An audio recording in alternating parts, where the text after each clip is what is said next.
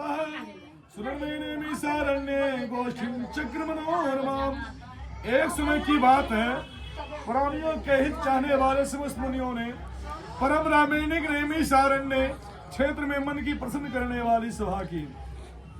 उसी समय अति तेजी व्यास जी के शिष्य सूत जी शिष्यगणों के सहित हरिनाम स्मरण करते वहां आए और समस्त शास्त्रों के जानने वाले श्री सूत जी को आते देखकर महातेजी स्वर्ग आदि मुनिगण सब खड़े हो गए। सब धर्मों को जानने वालों में श्रेष्ठ सूत जी तथा परम वैष्णव सोनकादि ऋषि परंपरा शीघ्रता से पृथ्वी पर दंडोत नमस्कार करके सोनकादि मुनियों के दियासन पर संपूर्ण शिष्यों सहित अति बुद्धिमान सूत जी बैठ गए। बैठे सूत जी सोनकादि मुनियों ने नमस्कार करके हाथ जोड़कर कहा, हे महर्षि, हे सर्वज्ञ सूत जी, इस कलिकाल में मनुष्यों की हरि भक्ति किस उपाय से हो, हे भगवान वह कहिए, क्योंकि कलिकाल में सब प्राणी पाप करने में तत्पर और वेद विहीन हो जाएंगे और उनका कल्याण किस प्रकार दूर होगा। और इस कलयुग में मनुष्य प्राणों के धारण किए थोड़ी आयु वाले निर्धन और अनेक क्रिया से युक्त होते हैं। प्रायः पुण्य परिश्रम से होता है, इससे कली में कोई मनुष्य पुण्य न करेगा और पुण्य नष्ट होने से सब पापों में प्रवृत्त हो जाएंगे। तब तुझ सिखाने वाले मनुष्य अपने सब वन से नष्ट हो जाएंगे। इति स्कंद पुराण रेवाखंडे प्रथम अध्याय। प्रेम से सत्यनारायण भगवान की जय, वृंदावन बिहारी लाल की जय, बाबूजी महादेव की जय।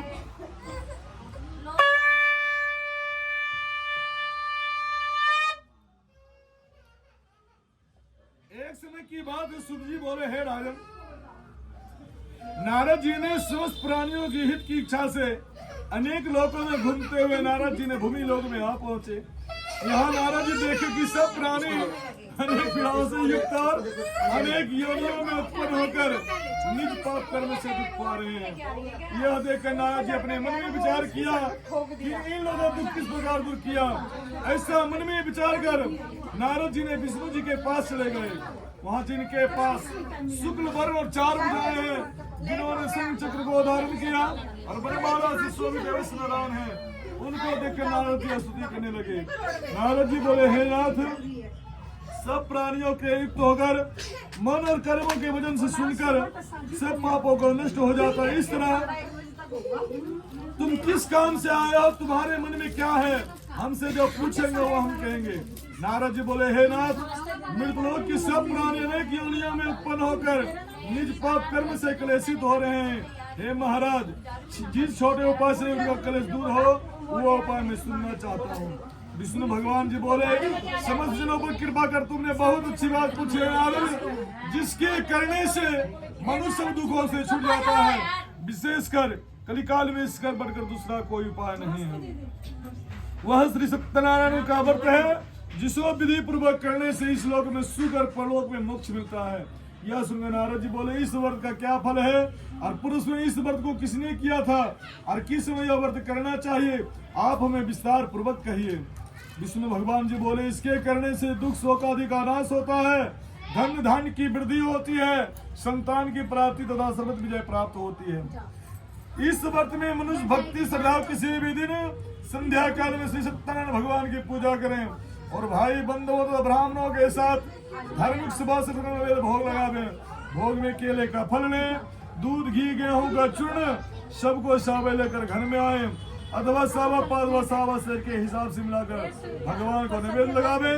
बंधुओं के कथा ब्राह्मणों को दक्षिणा दें और श्री सत्यनारायण को प्रसाद करने भाई बंधुओं के साथ खाकर रात्रि में नृत्य गीत आदि करें।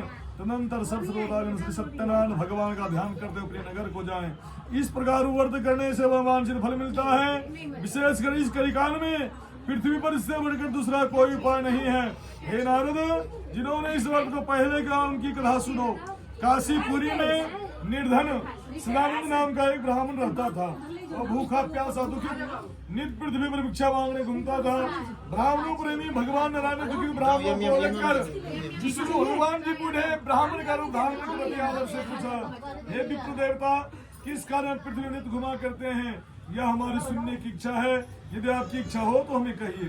ब्राह्मण बोला, मैं अत्यंत दरिद्र हूँ और भिक्षा के लिए पृथ्वी में भ्रमण करता हूँ। यदि आपको जानते हो कृपया कर पूर्ण रूप से हमें कहिए। बूढ़े ब्राह्मण बोले, हे तीसरे, सत्यनारायण भगवान का व्रत करो, जिसके करने से मनुष्य सब दुखों से छूट जाते हैं। वृद्ध ब्राह्मण श्री सत्यनारायण देव ने व्रत का विधान ब्राह्मण को बदलाकर अंतर ध्यान हो गए। तदनंतर ब्राह्मण ने मन में यह निश्चय किया, मैं कल ही श्री सत्यनारायण भगवान का व्रत अवश्य करूंगा। और इसी चिंता में ब्राह्मण को रात भर नींद नहीं आई। सुबह उठकर उसने यह निश्चय किया कि मैं आज इस सत्यनारायण का व्रत अवश्य करूंगा, और यह संकल्प कर भिक्षा मांगने को चल दिया। तो उनको सब दिनों से अधिक द्रव्य मिला, और मिले हुए तो भाई बंधुओं के साथ श्री सत्यनारायण भगवान का व्रत किया। उसके प्रभाव से सब दुखों से छुटकर सर्व संपत्ति से युक्त हो गया, और व्रत के प्रभाव से सारा नगर भर में श्रेष्ठ माना जाने लगा। तभी से वो ब्राह्मण हर महीने व्रत करने लगा। द्वितीयोध्याय प्रेम से सत्यनारायण भगवान की जय, वृंदावन बिहारी लाल की जय, महादेव की जय। बजाऊं?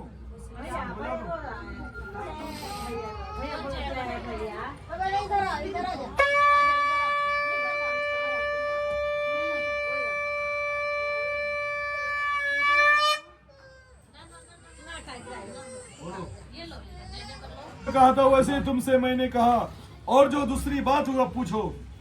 सोनक जी बोले, हे सुत जी, उस ब्राह्मण के बाद इस व्रत को किसने किया है, वह हमें सुनने की इच्छा है। यदि आपकी इच्छा हो तो हमें कहिए। विष्णु भगवान जी बोले, जिसने व्रत को कहा हुआ सुनिए। एक समय निज धर्मानुसार निज बंधुओं के साथ व्रत करने को तैयार हुआ। उसी समय एक लकड़हारा वहां आया। भूख और प्यास से लकड़ी के ब्राह्मण के घर के बाहर रखकर उसने व्रत करते ब्राह्मण को देखा। नम्रता से हाथ जोड़कर प्रणाम कर बोला, हे ब्राह्मण देवता, आप यह क्या कर रहे हैं? इसके करने से क्या फल होता है, वह हमें विस्तार पूर्वक कहिए। ब्राह्मण बोला, मनोरथों को देने वाला, दुख और शोक को नाश करने वाला, व सिद्धि बुद्धि को देने वाला यह श्री सत्यनारायण भगवान का व्रत है, जिसके प्रसाद से यह धन धान्य की प्राप्त हुआ है। यह सुनकर लकड़हारा प्रसन्न होकर प्रसाद को खाकर जल को पीकर भगवान श्री सत्यनारायण का ध्यान करता अपने नगर को चल दिया, और मन में संकल्प किया कि आज लकड़ी बेनू को प्राप्त होगा, उसी से मैं सत्यदेव का उत्तम व्रत अवश्य करूंगा। ऐसा मन में विचार कर उसने लकड़ी को सिर पर रखकर जहाँ धनवान लोग रहते थे वह ऐसे सुंदर नगर में जा पहुंचे। उस दिन लकड़हारे को दूना तरफ प्राप्त हुआ। वह अत्यंत प्रसन्न होकर सुंदर केले का फल, शक्कर, दूध, घी, गेहूं का चूर्ण सबको सवेरे कर घर में आया। अपने भाई बंधुओं को बुलाकर विधि से श्री सत्यनारायण का व्रत किया। उस व्रत के प्रभाव से लकड़हारा धन पुत्र से युक्त हो गया, और इस लोक में सुख पाकर अंत में सुखलोक को चला गया। प्रेम से बोले आनंद कंद भगवान की जय, वृंदावन बिहारी लाल की जय, उमापति महादेव की जय। उससे पूछ कब लेके आएगा?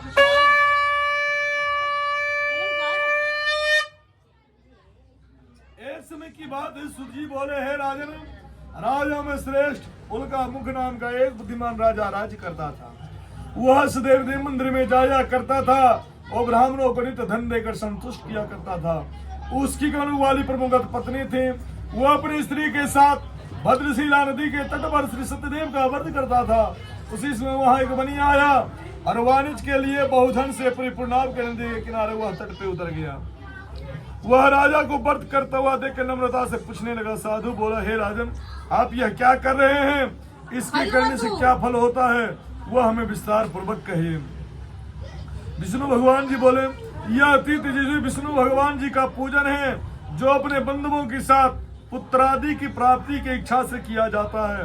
तब बनिया नमस्कार कर बोला, हे राजन, इस व्रत को मुझसे कहिए, यह मैं भी करूंगा, कारण कि मेरी भी कोई संतान नहीं है और इस व्रत से अवश्य होगी। वह व्रत विधि को जानकर अपने घर में आकर अपने स्त्री से श्री सत्यनारायण व्रत को कहा, और यह मन में संकल्प किया कि जब मेरे घर संतान होगी तब मैं अवश्य श्री सत्यनारायण भगवान का व्रत करूंगा। थोड़े ही समय में उसकी स्त्री लीलावती आनंद से गर्भवती हो गई। उसने 10वें मास में एक अति निर्मल कन्या को उत्पन्न किया। जैसे शुक्ल पक्ष की चंद्रमा की ज्योति बढ़ती है, उसी तरह प्रतिदिन कन्या को वृद्धि को प्राप्त होने लगी। अपनी स्त्री के साथ साधु बनिया ने कन्या का नामकरण कर कलावती नाम रखा। एक दिन लीलावती अपने स्वामी से मधुर वचन बोली कि पहले की संकल्पित व्रत आप क्यों नहीं करते? साधु बोला, हे प्रिय, इसके विवाह के समय में इस व्रत को मैं अवश्य करूंगा। इस प्रकार स्त्री को समझाकर घर से बाहर चला गया और इधर कलावती पिता के घर में बढ़ने लगी। एक दिन धर्मिक साधु बनिया ने सखियों के साथ खेलती हुई लड़की के विवाह के योग देखा। दूत को बुलाकर कहा, विवाह के निमित्त कन्या के लिए कोई अच्छा वर खोज कर ले आओ। साधु की आज्ञा पाकर दूत कंचन नगर में गए और उस नगर से एक मानिक पुत्र को लेकर साधु के पास आए। उसने सुंदर गुणयुक्त लड़के को देखा। जाति भाइयों के साथ प्रसन्नचित होकर विधान पूर्वक अपनी कन्या का उस मानिक पुत्र के साथ विवाह कर दिया। दुर्भाग्यवश विवाह के समय उस भक्त को साधु करना भूल गया। तब श्री सत्यनारायण देव ने क्रोधित हो गए और कुछ दिन बाद निज कर्म में अति चतुर साहूकार व्यापार की इच्छा से अपने दामाद को लेकर समुद्र के निकट रत्नसारपुर नामक नगर में जाकर अपने दामाद के साथ व्यापार करने लगे। उसी समय श्री सत्यनारायण स्वामी ने साधु की प्रतिज्ञा से भरत को श्राप दिया कि तेरे पर बड़ा भारी दुख पड़ेगा। उसी दिन चोरों ने धन को चुराकर अपने पीछे देखते साधु की दिशा में चल पड़े। दौड़ते हुए राजा के दूत को आते देखा तो डर कर धन साधु के पास रखकर दोनों चोर छिप गए। राजा के दूत ने साधु के निकट आकर राजा के धन को देखा तो साधु को बांधकर आनंद से राजा के निकट ले जाकर बोला, हे राजन, हम दो चोर पकड़ कर लाए हैं, इनको देखकर आज्ञा दीजिए। राजा ने साधु को देखकर विचार से आज्ञा दे दी, फिर तो बंदी खाने में बंद कर दिया। चतुर्दोध्याय प्रेम से सत्यनारायण भगवान की जय, वृंदावन बिहारी लाल की जय, मापति महादेव की जय।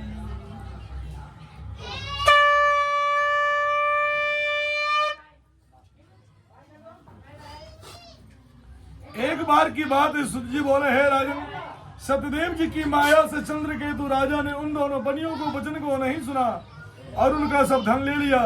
श्री सत्यनारायण जी के श्राप से साधु और दामाद घर पर स्त्रियां बड़ी दुखित हो गई। चोरों ने घर का समझ धन भी चुरा लिया। व्याधि व्याधि से पीड़ित और भूखी प्यासी श्री लीलावती अन्न की चिंता से घर घर घूमने लगी। कलावती कन्या घूमने लगी। एक दिन रात को भूख से दुखी कलावती एक ब्राह्मण के घर पर गई। वहां श्री सत्यनारायण को व्रत को देखकर गधा को सुनकर निज मनोरथों को मांगी और प्रसाद खाकर कुछ रात के अपने घर आई। तब लीलावती अपने कन्या को धिक्कारने लगे, हे पुत्री, इतनी रात में तुम कहाँ रही थी, तेरे मन में क्या है? तब कन्या माता से सत्य वचन बोले, हे माता, मनोरथों को परिपूर्ण करने वाले श्री सत्यनारायण को व्रत को ब्राह्मण के घर में मैंने देखी हूँ। लीलावती कन्या कलावती का वचन सुनकर श्री सत्यनारायण का व्रत को करने के लिए तैयार हुई। पतिव्रता साधु की श्री अपने कन्या सहित बंधु बांधवों के साथ श्री सत्यनारायण को व्रत को किया। उसने सत्यदेव से यह दिव्य मांगा, हे सत्यदेव, हमारे पति और दामाद जल्दी अपने घर आवे। मेरे पति और दामाद के अपराध को क्षमा करने योग्य है तो आप क्षमा कीजिए। इससे श्री सत्यनारायण स्वामी संतुष्ट हो गए और चंद्रकेतु राजा को स्वप्न में दिखाया कि हे राजन, कल से सज्जन बनियों को छोड़ देना और उनका धन भी जो तुमने लिया वह दे देना, नहीं तुम धन पुत्र सहित तेरा राज नष्ट कर देंगे।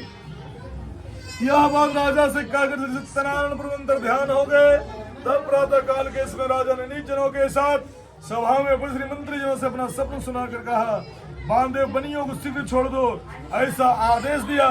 यह सुनकर दूत लोग ने बनियों को बंदी खाने से छुड़ाकर राजा के निकट लाए और बिना युक्त वचन बोले, हे महाराज, हम इन दोनों बनियों को बंधन से छुड़ा कर लाए हैं, अब आपकी क्या आज्ञा है? उन दोनों ने महाराज चंद्रकेतु को नमस्कार कर और पूर्व वृत्तांत का स्मरण करते हुए राजा चंद्रकेतु से साधु दामाद ने कुछ भी नहीं कहा। मानिक पुत्रों को देखकर राजा आदर से बोला, भाग्यवश तुमको बड़ा दुख मिला, अब आप लोग भय न करना। इस प्रकार का राजा ने उन दोनों के हाथ पर के हथकड़ी बेड़ी कटवा कर छोड़ कर्म करवाया। फिर वस्त्र भूषण देकर बनिया का अत्यंत संतुष्ट किया। पहले जितना धन लिया था उसका दुगना धन देकर कहा, अब अपने घर जाएं। दोनों बनियों ने राजा को नमस्कार कर कहा, आपकी कृपा से मैं घर जाता हूँ। पंचमोध्याय प्रेम से बोले सत्यनारायण भगवान की जय, वृंदावन बिहारी लाल की जय, मावली महादेव की जय।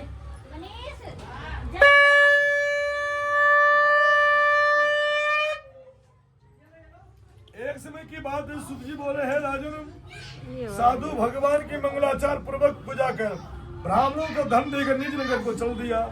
कुछ दूर जाने पर श्री सत्यनारायण देव ने बनिया की मन की बात जानने के लिए पूछा कि तुम्हारी नाम में क्या है?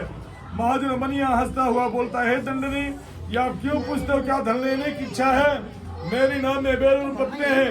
तब डंडे से बच्चों को सुनकर बोले तेरा वचन सत्य हो। कहकर समुद्र के निकट जाकर वो नदी बढ़ गए।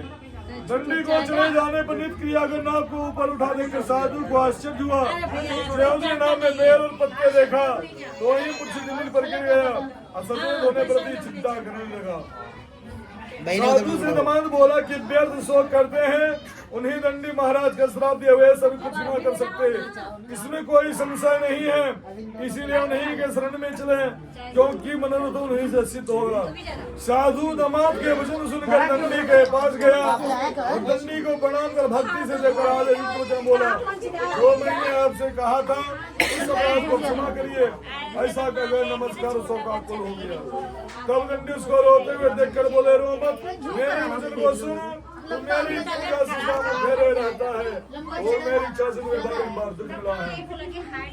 भगवान का यह वचन सुनकर साधु स्तुति करने लगा। साधु बोला कि हे स्वामन, आपकी माया से मोहित ब्रह्मा आदि देवता भी है, आपके बड़े अद्भुत गुण और रूप को नहीं जानते, तब आपकी माया से मोहित मैं मूर्ख आपको कैसे जान सकता हूँ।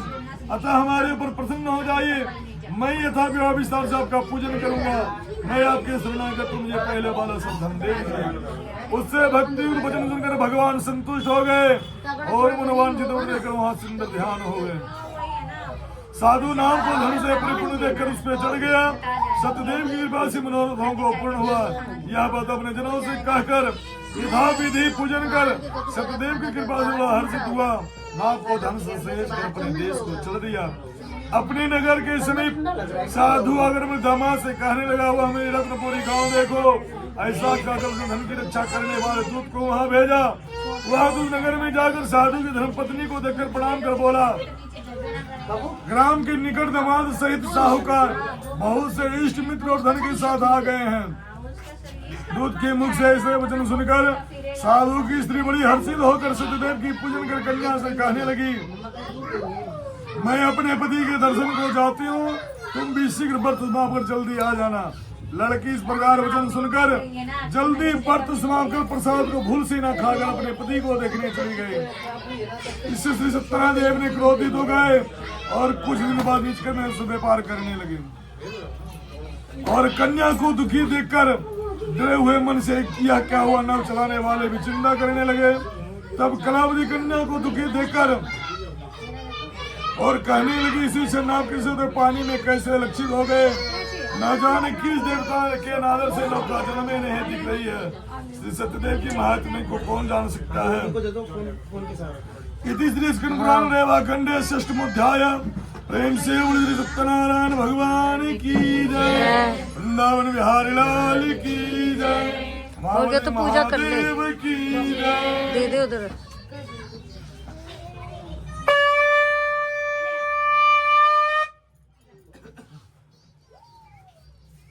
एक बार की बात सुत जी बोले, है राजन, प्रजा पालन में तत्पर तुंग नाम का राजा राज्य करता था, जिसने सत्यदेव को प्रसाद को त्यागने से अति दुख पाया।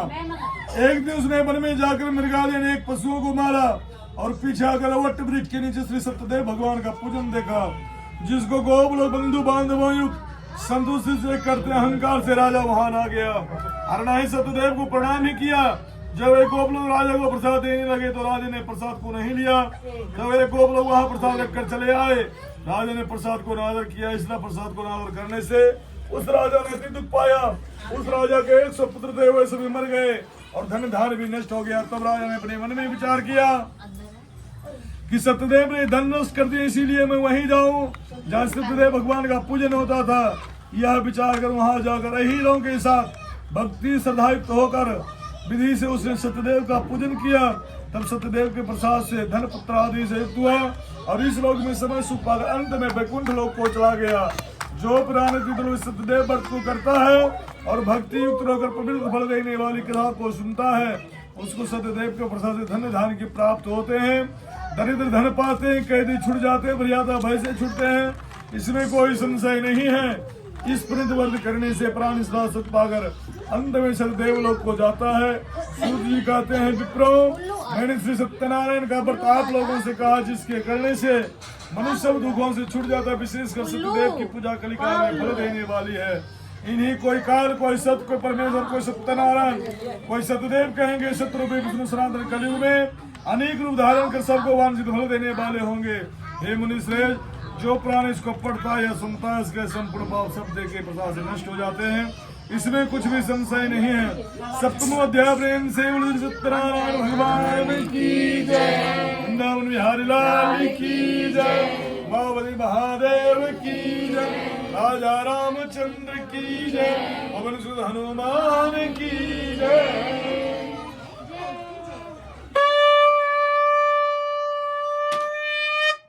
सभी लोग पुष्प चढ़ा देंगे। कसला रेता ईट